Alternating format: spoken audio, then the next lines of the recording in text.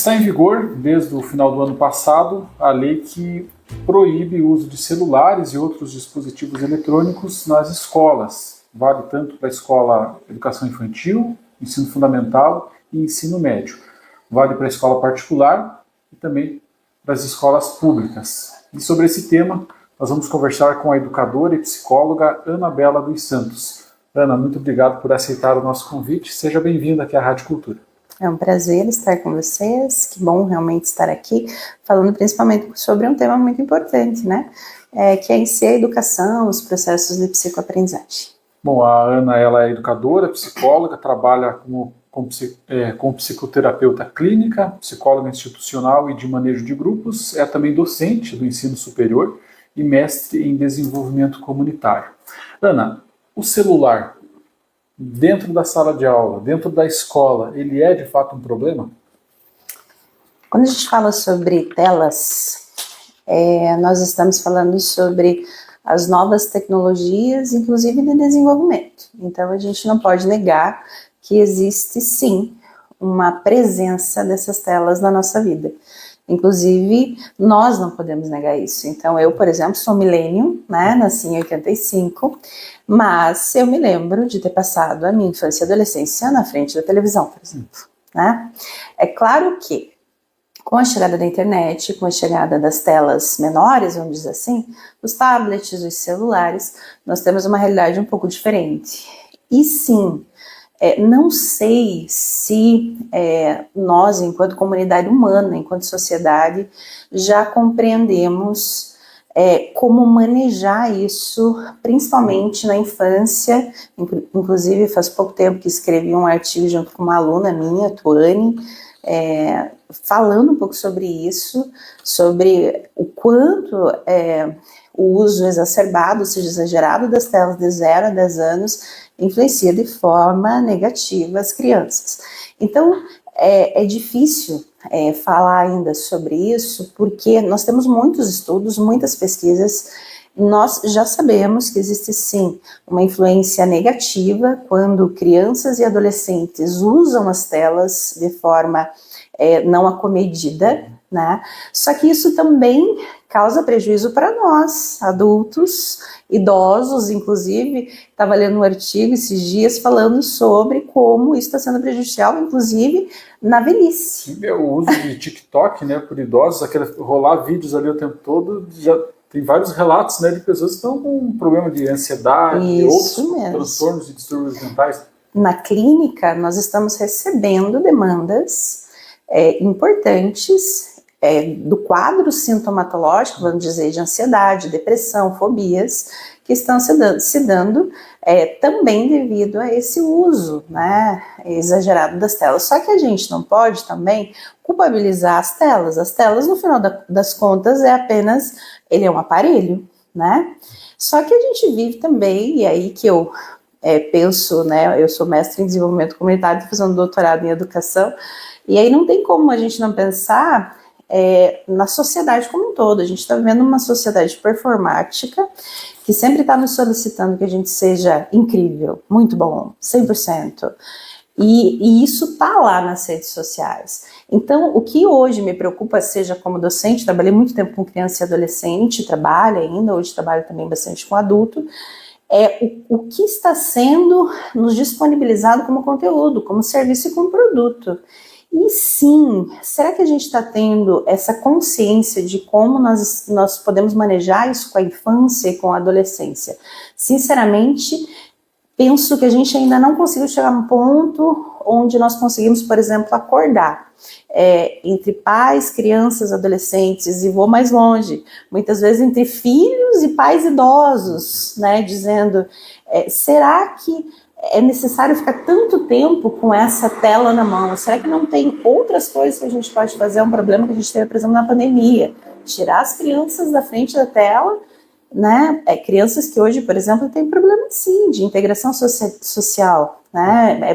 Algumas com problemas de linguagem também para isso. Só que a gente tem que tomar muito cuidado, volto a falar, para não colocarmos o problema nas telas. Nós precisamos pensar sobre o processo educativo. Ou seja, como a gente usa as telas. Isso, exatamente. Mas aí na escola, assim, se na casa às vezes é difícil, que né, a família ali vai ter dois filhos, a maioria das famílias é assim, né, reduzida naquele núcleo familiar, o pai, a mãe e os filhos, seja lá né, como for a configuração, são 4, 5 pessoas no máximo. Comum, né?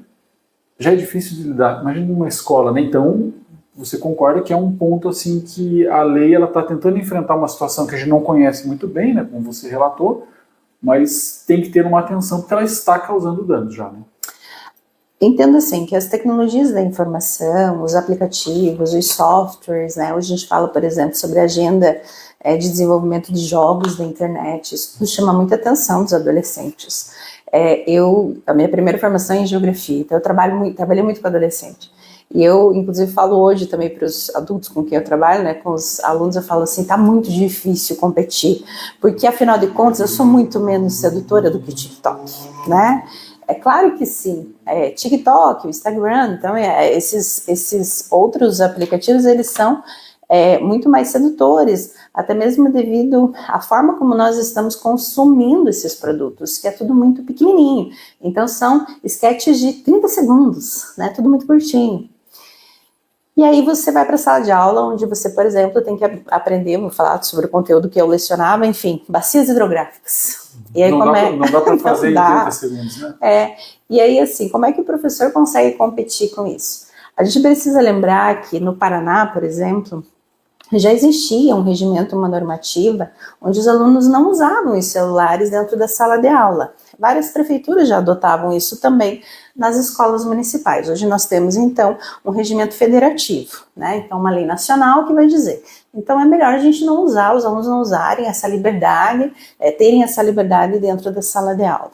É claro que eles vão passar por um processo adaptativo, né? E lembrar de uma coisa aqui. A gente também acaba indo por um caminho assim, porque então essa nova geração está perdida mesmo. E eu sempre comento que a gente não é bem isso. Afinal de contas, nós somos os adultos. Eu sou a professora, né? Nós somos os pais.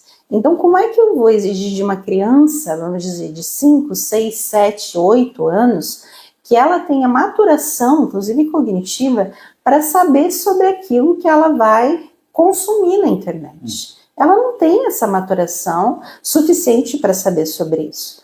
Então, sim, tanto pais como e eu costumo falar, toda a comunidade humana é responsável por essa educação da criança, inclusive os professores. E aí entra no que você falou.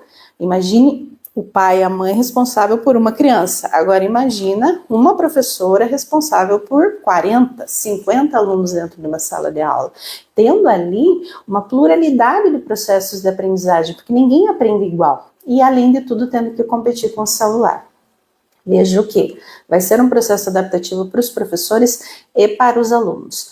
Mas eu estou sendo otimista. Veja assim, que tudo vai depender da forma como gestão escolar, ou seja, do lugar da direção, da pedagoga, dos professores, vai manejar isso junto com os alunos. Penso que sobre a clareza das informações. Então, assim, vocês não vão mais poder estar com o celular nas salas de aula, justamente... E na hora do recreio também, né? Todo o tempo da aula não vai ter acesso. Porém, isso não significa que vocês nunca mais terão acesso ao celular, né?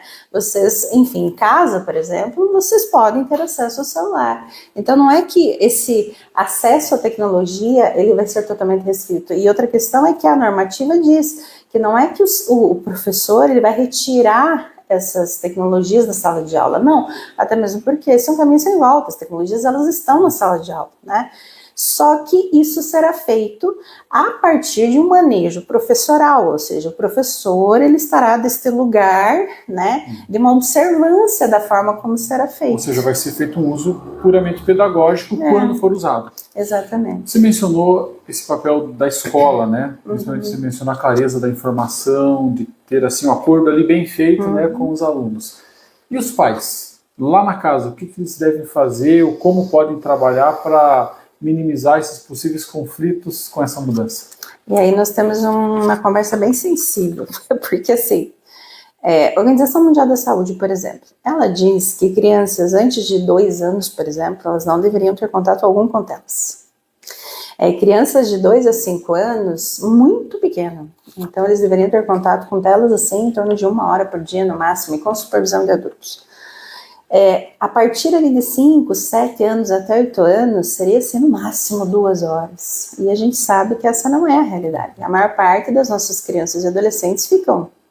Inclusive tem como a gente ver isso no celular, né? Quantas horas a gente fica e não tem como enganar lá, quando tempo. chega na clínica não engana, né? Exatamente. Mas às vezes o celular do pai também tem muitas horas. Eu tenho um exercício que eu faço com os alunos, entrem aí, vão lá em configurações e vejam quanto tempo vocês ficam no celular.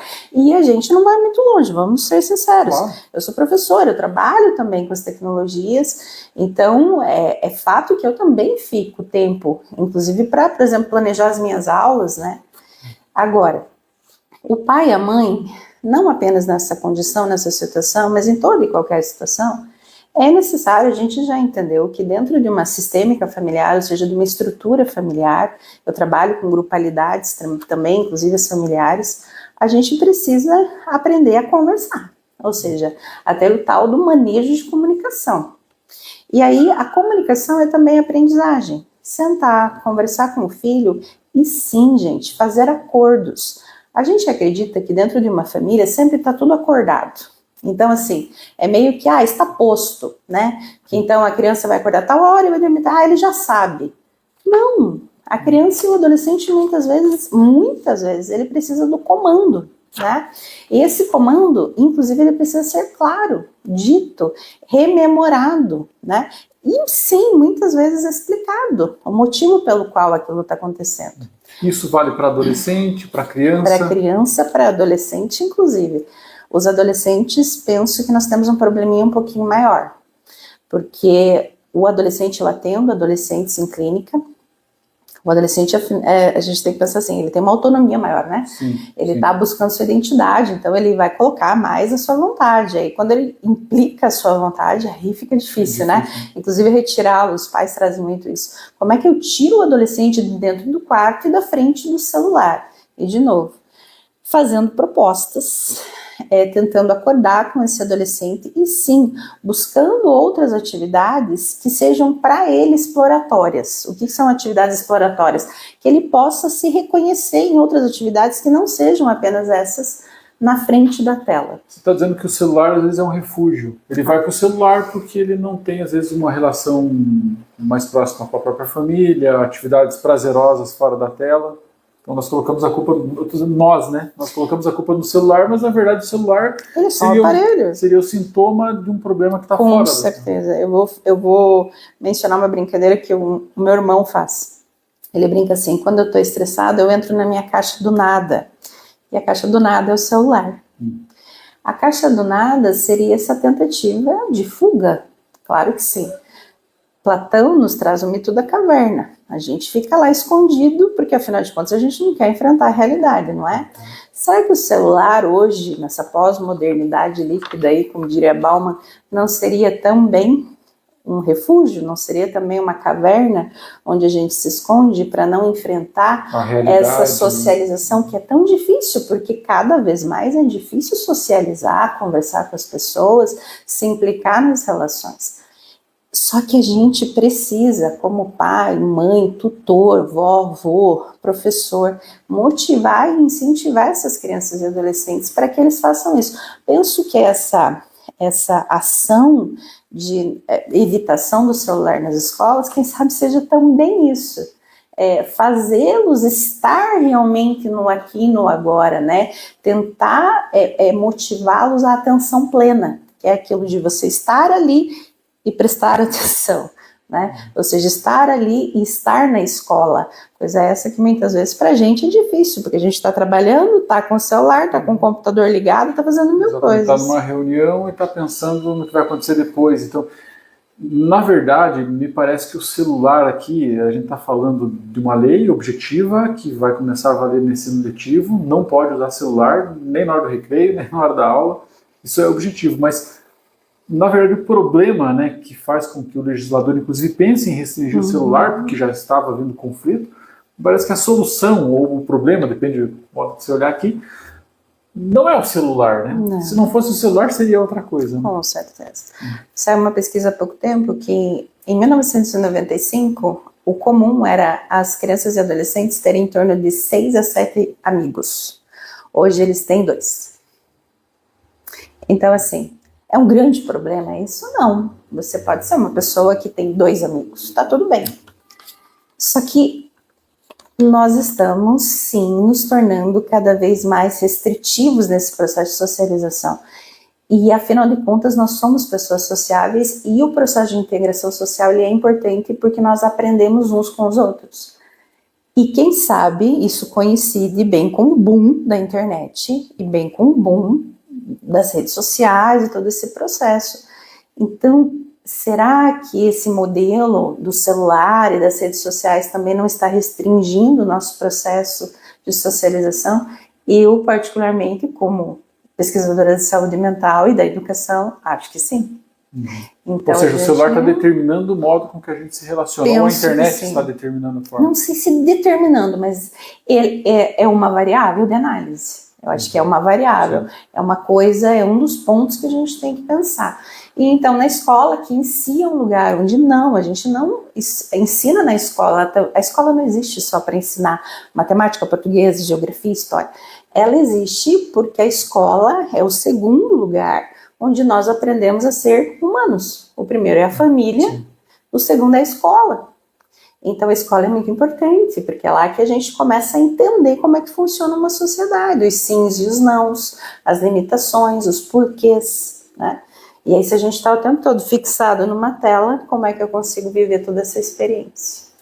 Bom, a gente conversou aqui com a educadora, psicóloga, pesquisadora, né, e professora também sobre esse assunto, Ana Bela dos Santos. Para a gente fechar a entrevista aqui, eu acho que o que fica assim de recado claro, além das reflexões, né, que a gente fez aqui, principalmente para as famílias, tem que fazer combinado. Se não conversar antes, se não tratar esse assunto assim com maturidade, aí parte dos adultos, a coisa vai desandar. Então talvez o grande recado seja, para essa nova realidade, que agora tem uma lei, todos temos que cumprir, tem que conversar antes. E ser acolhedor, né?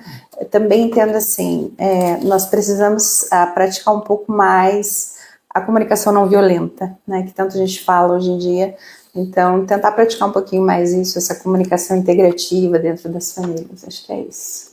Ana, muito obrigado por aceitar o convite e conversar com a nossa audiência aqui. Muito obrigada.